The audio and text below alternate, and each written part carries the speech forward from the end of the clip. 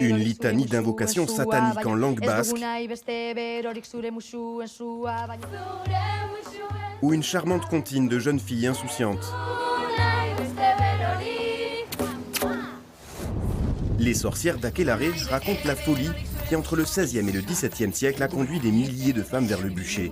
Mais ici, pas de vilaines magiciennes au nez crochu, juste des filles et fiancées de pêcheurs qui se demandent bien ce qu'on leur reproche. C'est un film sur la persécution que subit la jeunesse à toute époque. Dans La chasse aux sorcières, on parle des clichés, des vieilles dames, alors qu'on a beaucoup réprimé la jeunesse. Et on voulait que le film soit jeune et qu'il soit, je dirais pas contemporain, mais atemporel. La jeunesse d'hier et la jeunesse d'aujourd'hui, c'est la même jeunesse. Le film sorti l'année dernière arrive en France accompagné d'une belle renommée internationale. Avec ses 5 prix Goya, il est le film espagnol le plus primé de l'année. Son message résolument féministe, éclairé par l'histoire, résonne avec l'actualité au-delà des salles obscures.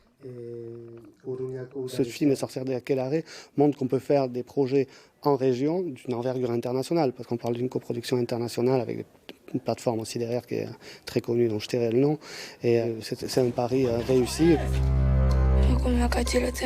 Les sorcières d'Akelarre est à l'affiche dans 120 salles de cinéma, en version française ou en VO espagnol et basque sous-titré.